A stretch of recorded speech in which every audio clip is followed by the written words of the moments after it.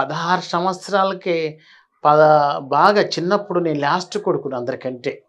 ఎంతమంది సార్ మొత్తం? మేము 9 మంది అమ్మకి. 9 మందా? ఓకే. పెద్దోడు యాక్టర్ ఆనందరాజు గారు. గజ. మగపిల్లల పెద్దవాడు ఆయన. అక్క పెద్దది. తర్వాత నేను, మిగతా వాళ్ళంతా అమెరికాలో డాక్టర్స్ వాళ్ళు.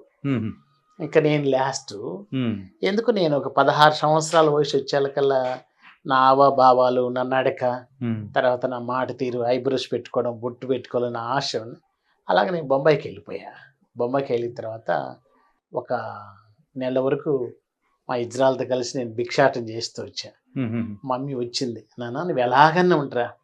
అప్పటికి నాతో ఎవరు మాట్లాడేవారు కాదు, మా నాన్నగారు కానీ మా బంధువులు కానీ ఎవరు. అంటే ఇంకా మన రాయలసీమ అంటే తెలుసు కదా, ఇడు తేడా అనే భావాలు ఉంటాయి. అవన్నిటికి నేనేం పట్టించుకునేవాడిని కాదు. కానీ మమ్మీ తీసుకొని వచ్చేసి ఇంటికి. కానీ ఎలా వెతుక్కుంటూ వచ్చారు మీ దగ్గరికి? అక్కడ పన్నమ్మ అని ఒక ఆమె, మా గురువు గారు పన్నమ్మ అని, చాలా మంచిది ఆమె. అవన్నీ నాకు ఆమె దగ్గర తెలిసిపోయింది. వాళ్ళు వచ్చి తీసుకొని వచ్చింది. అంటే సమాజంలో విలువ ఉండదు. అమ్మకు మంచి పేరు. స్వర్ణలత అంటే చాలా 200 ఎకరం పొలము, ఎనుములు ఉన్నాయి, తర్వాత లారీలు ఉన్నాయి. చాగలమర్ల మా తాత పేరంటే రామసుబ్బన్న, భోగం సుబ్బన్న అంటే తెలియని వాళ్ళు అంటూ లేరు. ఏం పేరు సార్? సుబ్బన్న అంటే తెలియని వాళ్ళంటూ లేరు. మా తాతగారే. ఆయన బిజినెస్ చేశాడు. మొట్టమొదటిగా యాపకాయల వ్యాపారం చేశాడు. తర్వాత హోటల్ బిజినెస్ పెట్టాడు పొద్దుటూరులో. అలా చేస్తూ సినిమా రంగంలో అమ్మ ఇక్కడి నుంచి రూపాయి పంపిస్తూ వచ్చింది. ఇక్కడ చెన్నైలో ఉన్నప్పుడే. అప్పటికి మమ్మీకి అంబేద్కర్ 3 ఉండేటి. అంటే తాతగారు పంపించింది ఏం లేదు. మా తాతగారికి సంబంధం లేదు. పాటలు పాడుతూనే అమ్మగారు. అప్పట్లో మమ్మీకి ఎంత అనుకుంటున్నాం? పాటకు 500. 1946లో మమ్మీ నెల జీతం 50 రూపాయలు. కానీ ఇక్కడ పొలాలు ఉన్నాయి, మనకు ఒడ్లు పండుతున్నాయి, వరి ఉంది. ఇక్కడేమో మనకి మిషన్లు ఉంటాయి, రైస్ మిల్లు. వాళ్ళు ఆడించుకుంటేది ఇంకా బియ్యం కొనాల్సిన అవసరంలా. తమిళనాడు వాళ్ళకి ఆ బియ్యం వేరుగా ఉంటాయి. ఇక్కడ నుంచి అమ్మ మూటలు బియ్యం వచ్చేది, కొనాల్సిన అవసరంలా. కృష్ణాలా మనకు అన్నీ ఉంటాయి అట్లా. ఓకే. మరి మిమ్మల్ని ఎట్లా బాంబే నుంచి తీసుకొని వచ్చిన తర్వాత కానీ మరి మీ ఇంట్లో వాళ్ళు అంటే అన్నతమ్ములు కానీ అక్క చెల్లెలు కానీ ఎవ్వరు ఏమి మాట్లాడారు? మన భాషలో చెప్పాలంటే కుక్కలకు రక్తం పోసేవాళ్ళు. కుక్కడు కొట్టేవారు నన్ను. మామూలు కూడా కాదు, ఈడ్చి. ఇంకా రాయలసీమ భాష చెప్పాలంటే కుక్క దన్నేడు దన్నే అట్లా కొట్టి, ఎంత దన్నా కానీ నేను మళ్ళీ వెళ్ళిపోయేది. కట్టేసినారు కూడా, కాలు చీరలు కట్టేసేస్తే చీర. నా ఆశ ఇంట్లో చీర కట్టేనే ఉండాలనేసి. అట్లా మా మమ్మీ ఇంటికి తీసుకొని వచ్చిన తర్వాత, నువ్వు ఏ చీరన్నా కట్టుకున్నానా, ఎలాగైనా ఉండు, ఎట్లన్నా ఉండు.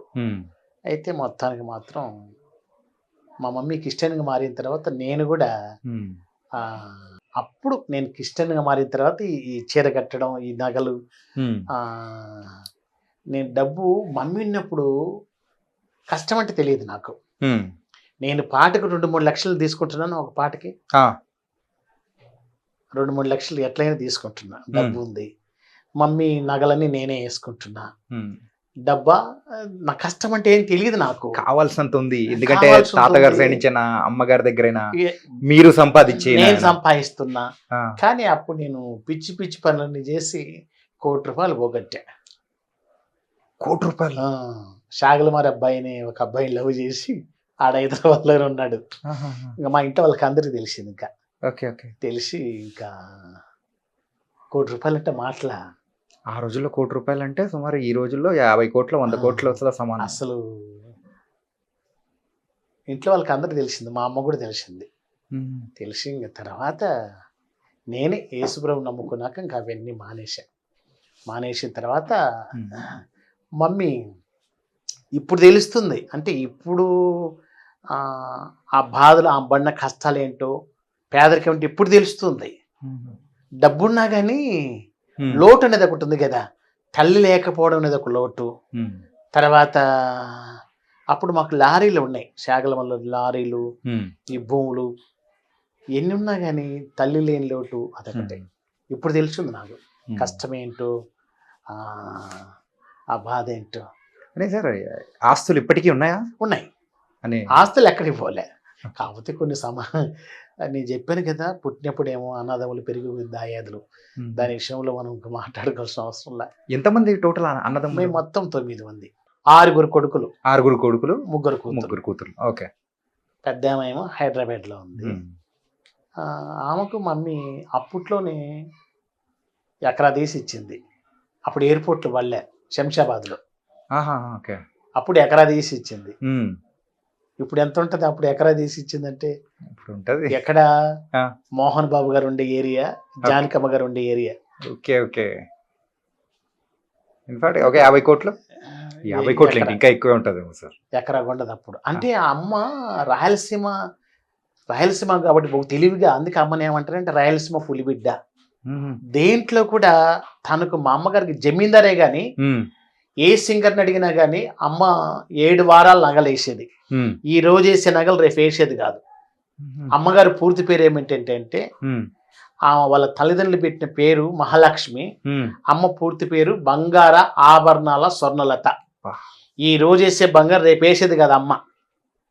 ఇదెవరు పెట్టారు బంగారు ఆభరణాల స్వర్ణలత? అంటే అట్లా వెళ్తుంది అమ్మ, రికార్డింగ్కి వెళ్ళేది. ఎప్పుడు నాకు తెలియదు కానీ ఒకరోజు సుశీలమ్మ గారు, అమ్మగారు కాదరపల్లి తెలుసు కానీ తెలుసు, కాసిప్పీరా గారు అని ఒక ఆయన ఉన్నాడు, మాజీ ప్రెసిడెంట్ కాసిప్పీరా గారు. అమ్మోళ్ళ స్నేహితుడు, ఒక ఇదాలు అనుకుంటే కానీ స్నేహితుడిని కాదు కానీ వాళ్ళిద్దరు అప్పుడు లవర్స్. అప్పుడు పొలాలు కొనిచ్చేసిందంట. కొనిచ్చేసేస్తే వాళ్ళు ముస్లిమ్స్, అమ్మేమో ఏరే క్యాస్ట్. ఒక్కడికి వాళ్ళ కుటుంబానికి వాళ్ళ అమ్మ వచ్చి ప్రాణభిక్ష పెట్టిన ఆ కొడుకు అన్నదంట. ఇట్లా పట్టుకొని ప్రాణభిక్ష పెట్టండి, కొంగు చాచి నేను పెళ్లి చేసుకుంటే ఎకరాలు రాసిస్తానని, అట్లే ఎకరాలు రాసిచ్చేసాను. తర్వాత తమిళనాడు ఆయన మ్యారేజ్ చేసుకున్నది. అయినా కానీ వాళ్ళు ఎప్పటికీ అట్లా డబ్బుల విషయంలో కానీ మా మమ్మీ అసలు కొరత అంటే తెలియదు. అది నేను సుశీలమ్మ గారే అన్నారు నాతో, ఒక ముస్లిమ్స్ పెళ్ళికి వెళ్తే అక్కడ కట్నం డబ్బులు ఇవ్వలేదని. అది అప్పుడు ఏం చేశారు, నీక కట్టలే. అప్పుడు అమ్మ అక్కడే ఉంది. అమ్మ ఈ చేతికి 80 గాజులు, ఈ చేతికి 80 గాజులు వేసుకుండేది. 20 గాజులు తీసి ఇచ్చేసిందంట, వెళ్ళి తాళి కట్టాలి. అది సుశీలమ్మ గారి ఫేస్బుక్లో ఇప్పటికి రాసి అట్లా ఉంది.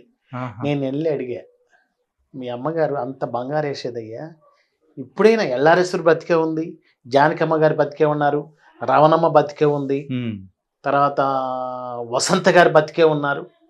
అమ్మగారి గురించి వాళ్ళే చెప్పాలా. ఇప్పుడు నా కొడుకు చెప్తుంటే వాళ్ళ అమ్మగారి గురించి చెప్తుంటే గొప్ప అని ఎవరైనా అనుకుంటారే కానీ, జానకమ్మ గారు, సుశీల గారు, ఎల్ఆర్ఎస్వర గారు ఇప్పటికి అందరు బతికున్నారు. ఆమెతో పాటు తిరిగిన వాళ్ళందరూ అంటారు. ఇంజనీరింగ్ పాటలు రికార్డింగ్కి వెళ్తే అవన్నీ తీసేసుకోమన్నదంట. బంగారు తీసుకుని, అప్పుడు తీసేయాలి బంగారు ఆవిడ, తీసుకేసుకుని ఆ బంగారు నగలతోనే తాడు కట్టుకుని రికార్డ్ చేసేదంట. అలాంటిది అమ్మ. 7 వారాల నగలు, 7 వారాల నగలు. కానీ ఒక రాణిలా బతికారు, అద్భుతం, జమీందారు లాగానే.